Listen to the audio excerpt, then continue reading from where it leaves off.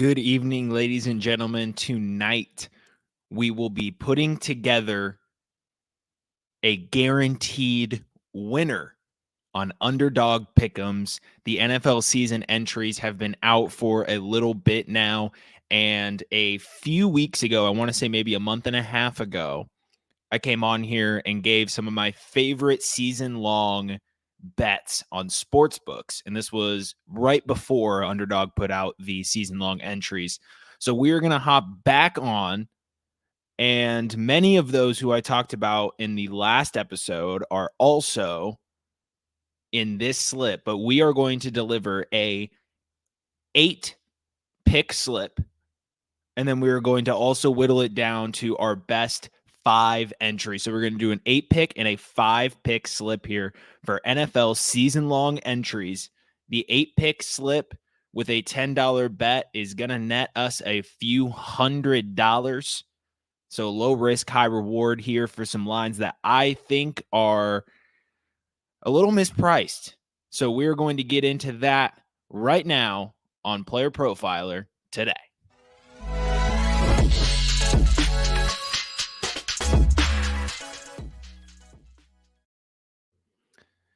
Good evening, ladies and gentlemen. Happy Saturday. This is Player Profiler today with your Saturday host, Matt Babich. We are getting right into the Underdog Pick'em slips. If you haven't played Underdog yet, head over to Underdog Fantasy, promo code Underworld. We'll hear a little message from them in a little bit, but absolutely great deposit match that you can get, and you can essentially play some of these slips here for free along with some Best Ball Mania 5 entries. So great deal over on Underdog. Incredible partners, incredible app and website.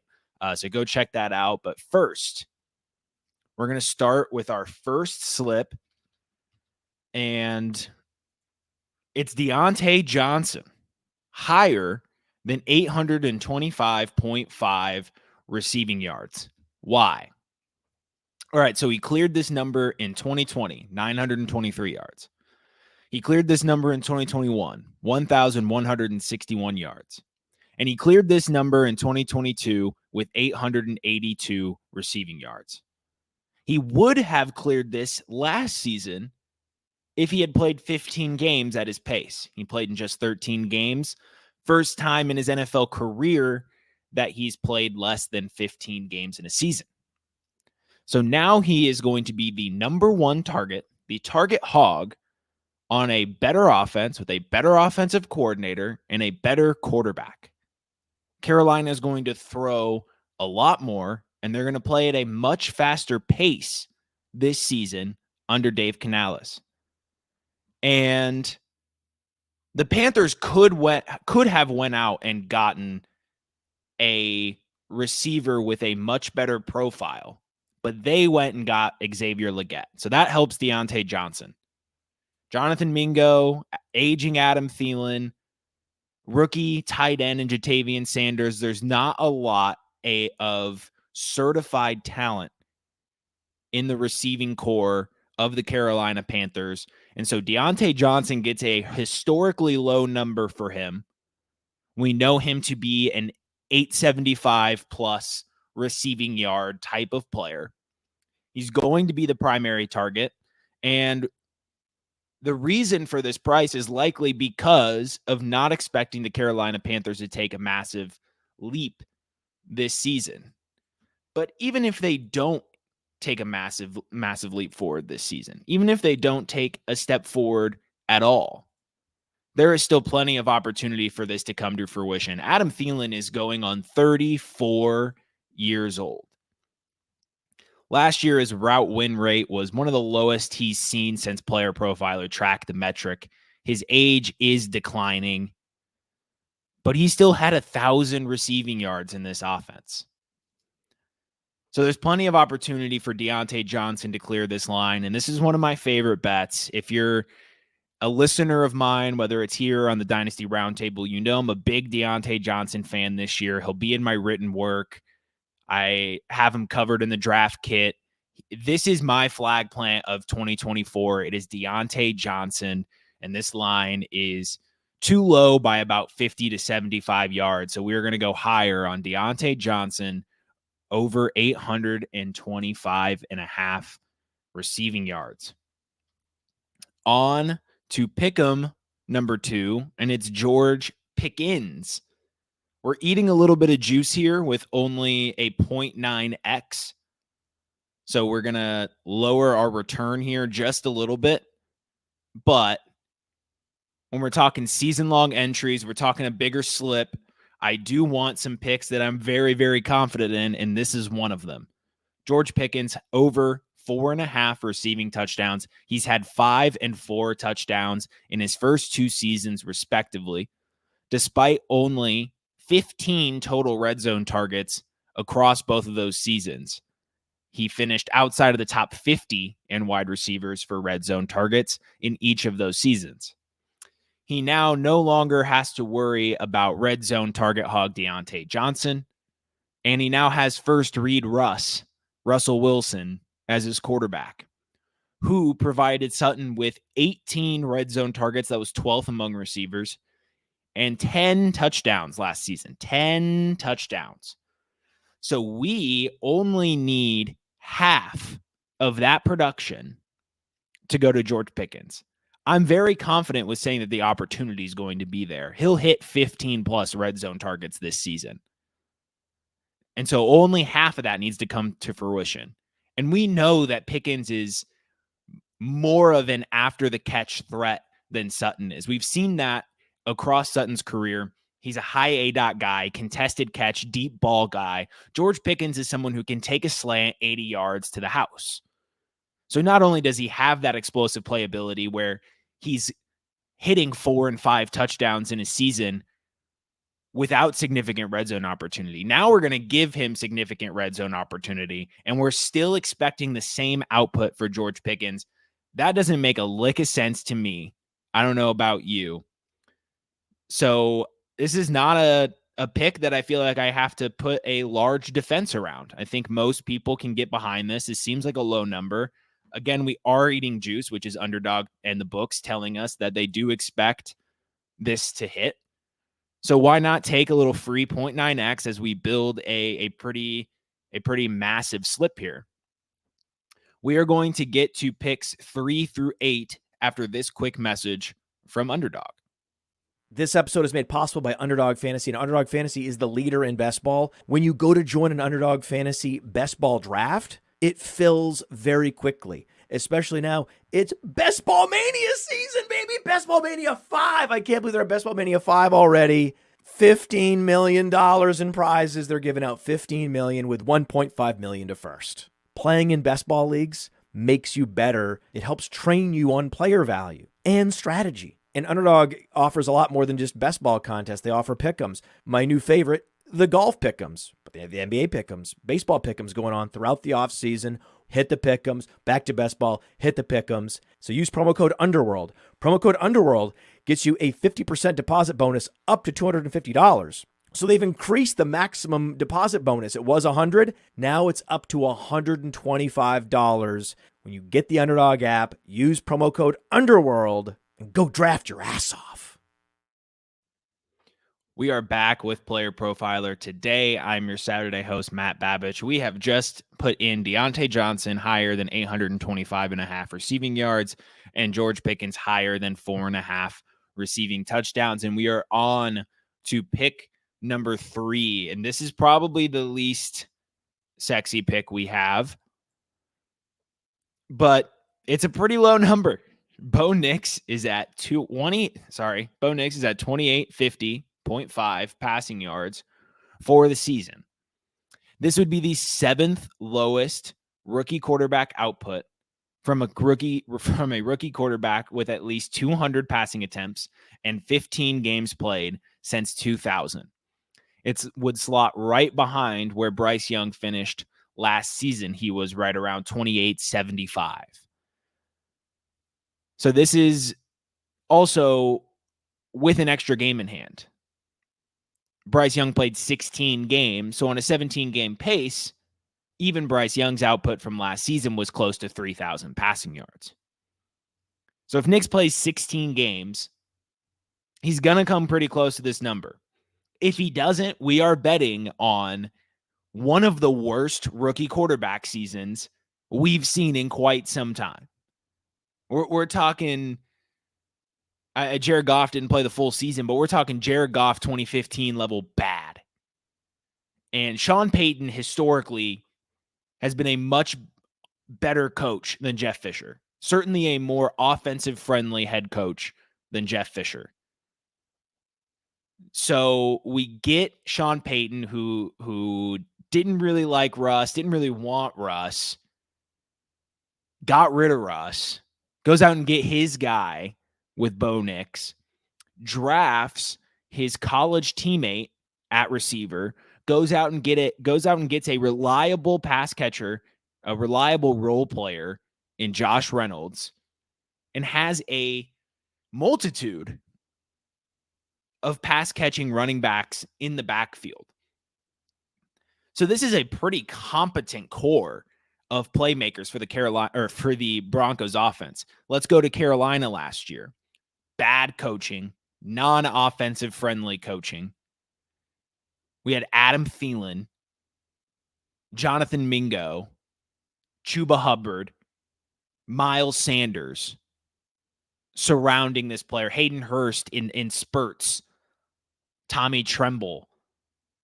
These are the guys that he was throwing, that Bryce Young was throwing to. DJ Chark, I think, for a little bit. It's an awful core. Now go to Cortland Sutton, Josh Reynolds, Troy Franklin, Marvin Mims, Greg Dulcich, Javonte Williams, Audric Estime, Jaleel McLaughlin, Blake Watson, Samaje Perine. All capable of catching passes. Most of those running backs are better than Chuba Hubbard and Miles Sanders as pass-catching running backs. So the offensive line is going to be a struggle, sure.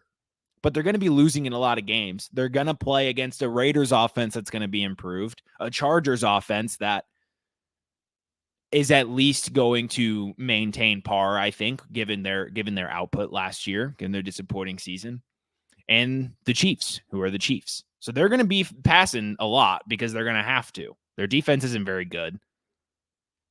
And we saw in the back half of this Russell Wilson season in 2023, who cleared this line by about 150 yards, mind you, we saw things start to click.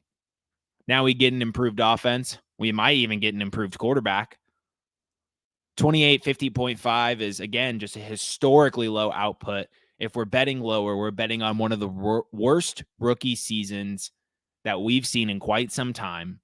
And I think it's reasonable to expect Bo Nix to be somewhere closer to the average on that spectrum rather than the 25th or 15th percentile. Probably a 35th to 40th percentile output. So we're talking like 3,100-ish, 3,200 yards.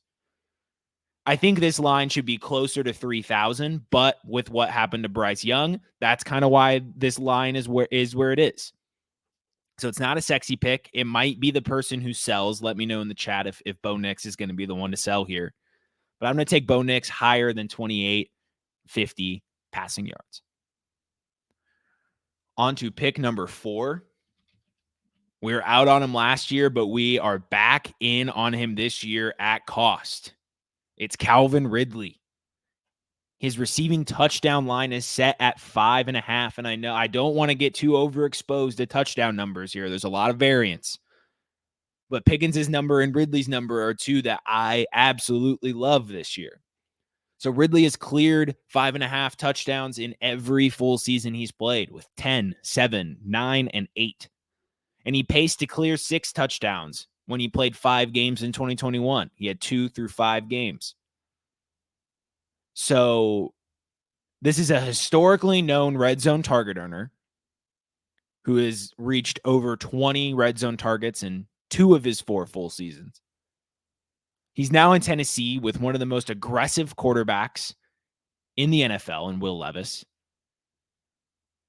on a Tennessee Titans team that are going to throw the ball a lot more and play at a faster pace this season. And Ridley really isn't in much different of a situation that he was last year. Scored 8 touchdowns, remember? He had to fight off Christian Kirk and Evan Ingram for targets last year, more specifically red zone targets.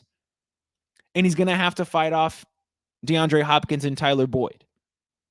At their respective ages in aggregate, you could create arguments for either of those two groups being stiffer competition than the other, but I think we can agree that they're similar situations. He has target competition. It's not the stiffest competition when you consider the type of passing opportunity that's going to be available in this offense. So we are now betting on Calvin Ridley to have his worst scoring season in his career. And anytime you start saying things like that with talented players like Calvin Ridley, I start to lean the other way. Calvin Ridley last year had some drops in the end zone. He could have had a 10, 11 touchdown season. And if that happens, if 3 more of those plays get converted to touchdowns, we're looking at 7.5, 6.5 receiving touchdowns as his line instead of 5.5. But even his 8 last year was disappointing. So we're expecting that regression, but I'm not as quick to think that this is done for Calvin Ridley. Hopkins did what Hopkins did in part because there was no one else on the field to throw to. Hopkins is great, don't get me wrong, but Calvin Ridley is good in his own right. And it's going to be tough to cover Calvin Ridley and DeAndre Hopkins in the red zone. So they're both going to get their fair share. I expect both receivers to clear this number. I definitely expect Calvin Ridley to clear this number, as this is, again, would be his lowest output ever. And he's facing weak secondaries like Indy and Jacksonville twice this season. Again, the same thing with Jacksonville, where he gets 4 games of really suspect secondaries. Truly, with Ridley's big playability, he could have 6 touchdowns just in divisional games. He's going to have 2 games of 2 touchdowns. We just know that with Ridley's profile. He does this over and over and over again. He's going to have 4 touchdowns across 2 games.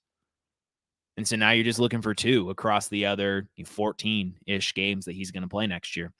So, again, one of my favorite lines here, Calvin Ridley over 5.5 receiving touchdowns. We have 4 picks left in our slip. And here we're going to, with our next 2 picks, we're going to grab a little correlation. Joe Burrow.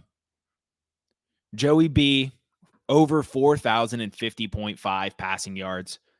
Joe Burrow in his 2 full seasons hit 4,600 and 4,500 yards in his first 2 full seasons. I mean, that tells you all you need to know right there. This is a health bet with Joe Burrow. And look at his injuries that he had. An ACL. I don't know what happened with his elbow, but something with his elbow.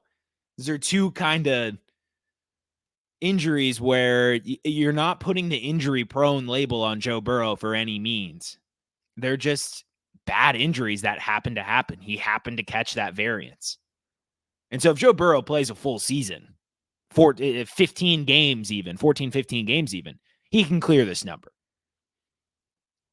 He was pacing for over 4,200 yards in both seasons that he succumbed to injury. Again, this is a health bet. Had Joe Burrow played those seasons fully healthy and say even just came to 4,200 passing yards on the dot, this line would be higher. This line would be 4,150.5, if not more.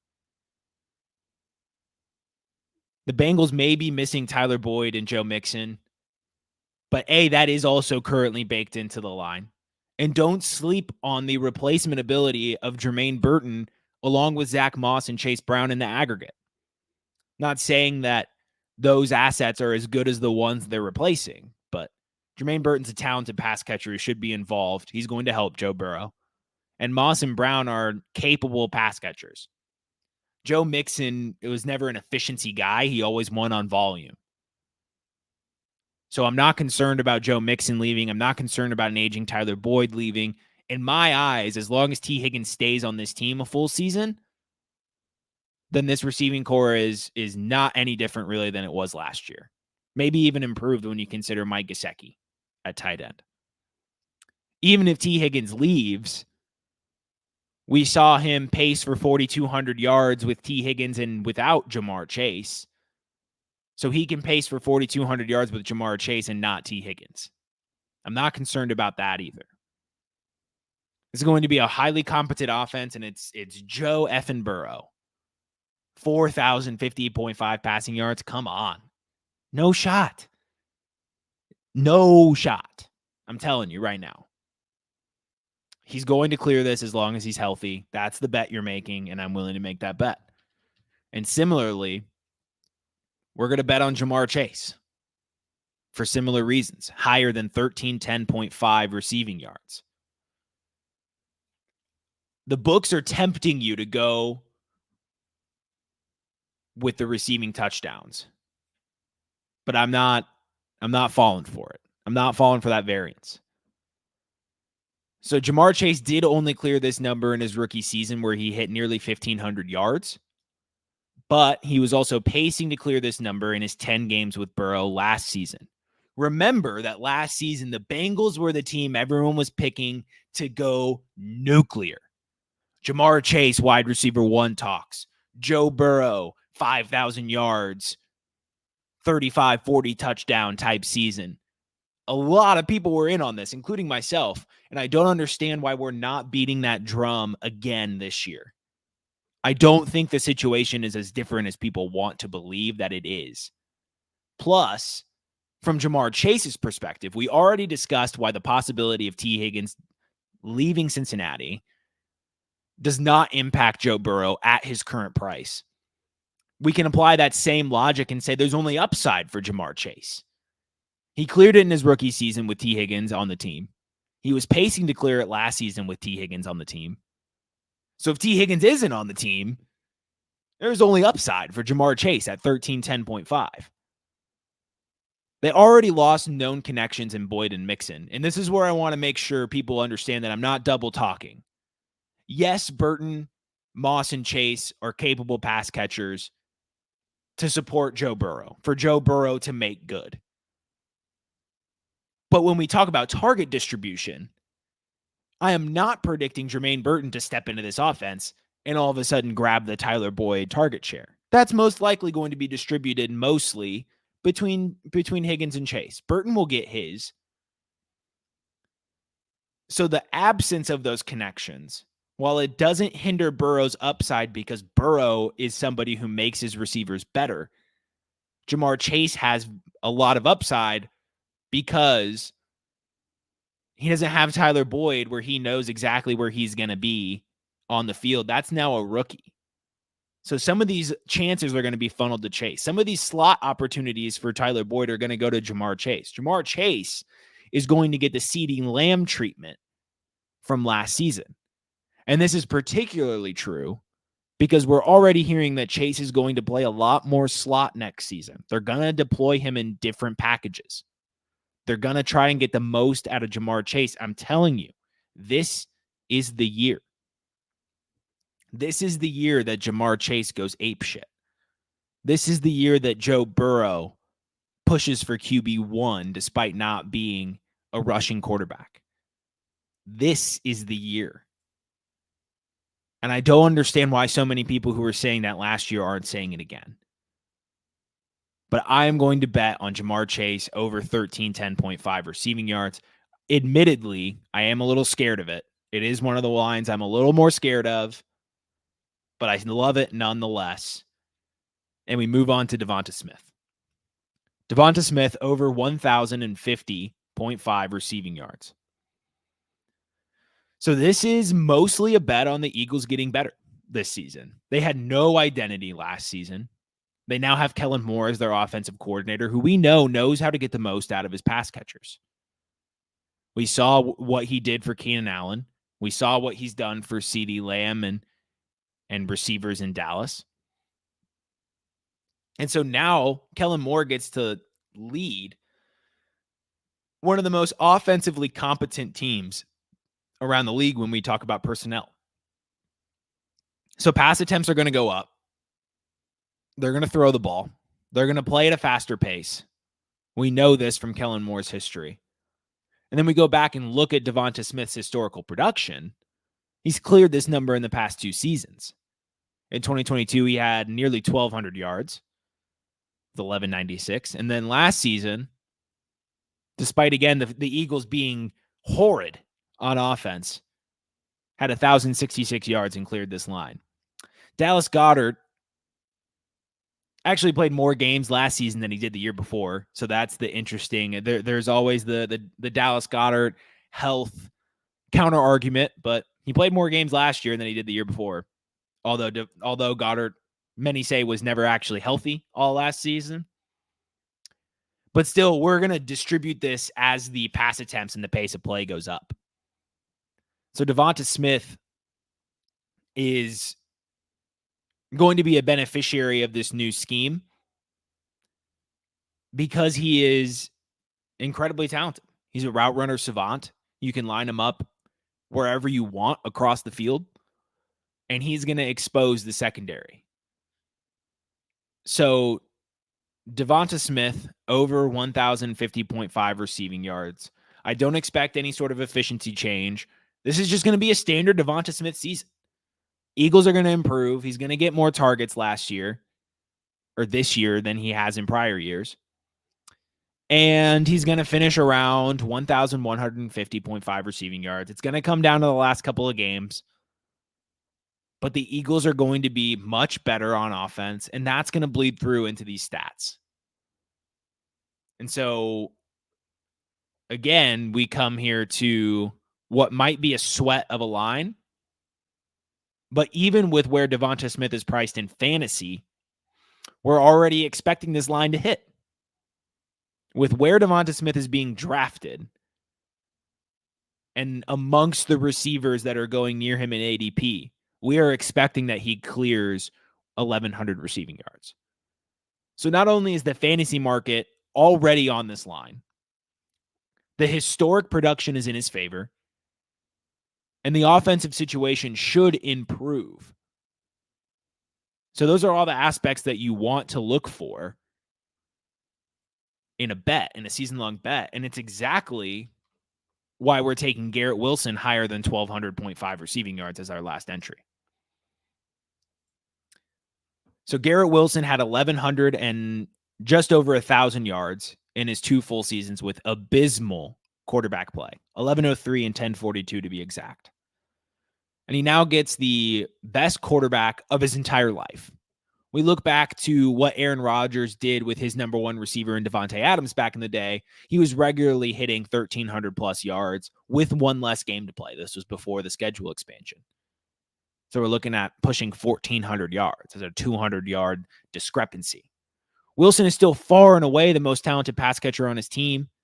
Enter Mike Williams and Malachi Corley. We're still probably looking at near 30% target share for Garrett Wilson. The number of sustained drives are going to go up. The number of red zone trips are going to go up. The number of red zone targets are going to go up. The number of yards are going to go up for Garrett Wilson. The opportunity, the total share of the pie is increasing. We got a bigger pie. And he's going to get the same slice of it. The slice in comparison to the rest of the team is going to be the same. So he's going to maintain this elite target share on a team that's going to have 125 plus more passing attempts than they did last year. 5, maybe more red zone trips, 5 to 10 more red zone trips than they had last season. Which means Wilson is a smash pick at this line. 1,100 passing yards in that offense last year.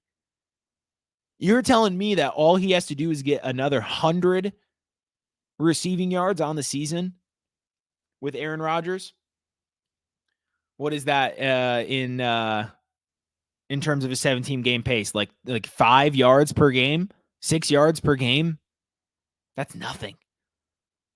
We can probably expect closer to 15 more yards per game on average from Garrett Wilson, which, let's say, just over a 16-game pace is 240 yards, putting him at 1,305 receiving yards. Doesn't take much to get Garrett Wilson over that hump. So he's our final pick, and we have our slip to review. We have Deontay Johnson higher than 825.5 receiving yards. George Pickens, 4.5, higher than 4.5 receiving touchdowns. Bo Nix, higher than 2850.5 passing yards. Calvin Ridley, higher than 5.5 receiving touchdowns. Joe Burrow, higher than 4,050.5 passing yards. Jamar Chase, higher than 1,310.5 receiving yards. Devonta Smith, higher than 1,050.5 receiving yards. And Garrett Wilson, higher than 1,200.5 receiving yards. So that's our 8-pick slip. It's a flex play. So if we get all 8 correct, that is 64.8 times our return or our original investment. If 1 misses, we get 2.7 times our original investment. And if we only get 6 right, we still get 90 cents on the dollar, 9 out of $10. So we are going to put $10 on this to win 648. This is a massive slip, but I love it. We're going to play this line or this slip for $648. Location services error. Gotcha. Okay. Let's try to allow. Okay. We have location services issues. This is why we have the mobile. So I'm just going to put it on my phone here, since for whatever reason the location permissions here aren't working. And so we are, it says Underdog is allowed to see my location, so I don't understand what's going on there. But we are playing the 10 to win 648 8-pick slip right now. Just put in the $10 to win 648. Here we can see it on the phone. It's in. And then we're going to reuse the players. And so our main slip, I told you I was going to whittle it down to 5. So we're going to get rid of Bo Nix. We're going to get rid of Garrett Wilson. And we're going to get rid of Devonta Smith. I'm getting rid of Wilson because of the Aaron Rodgers health factor. I do think that uncontrollable situation is still in his path. I love the correlation with Cincinnati. I'm very, very, very confident in Ridley and Pickens, and Deontay Johnson is my flag plant. So that's why we're whittling it down to the 5. And we're going to put 25 on this entry, this 5 slip. Maybe a flex play, but I'm not going to do a flex play. It's a season-long entry. I'm not going to cut my return in half just to double the return if it misses, or if 1 misses. So I'm going to keep this as a non-flex play, a standard play. And then again, since the trouble with the location permissions, I'm going to go back to my phone here. I got Deontay Johnson, George Pickens, Calvin Ridley, Joe Burrow, Jamar Chase, $25, standard play for 405. And it is locked in right there. That is going to do it for the show, ladies and gentlemen. We put together a massive slip, one that I absolutely love. Please let me know in the comments, in the chat when this premieres, what you think of the slip, who's going to sell, what are some season-long picks that you love. Give me your best picks along with some reasoning, and I might just play them myself. I'm always looking for more information, whether it be from other analysts, from you, the viewers. So yeah, hit me up with your thoughts on this pick'em slip, your picks, favorite picks for this season, and we will see you all next Saturday on Player Profiler today. Hey, I want to thank you for being part of this broadcast. If you have any thoughts on it, leave a comment. If you enjoyed it, make sure you leave a like. And if you want to see more shows on the Player Profiler channel, subscribe to it. That's how we know you want more.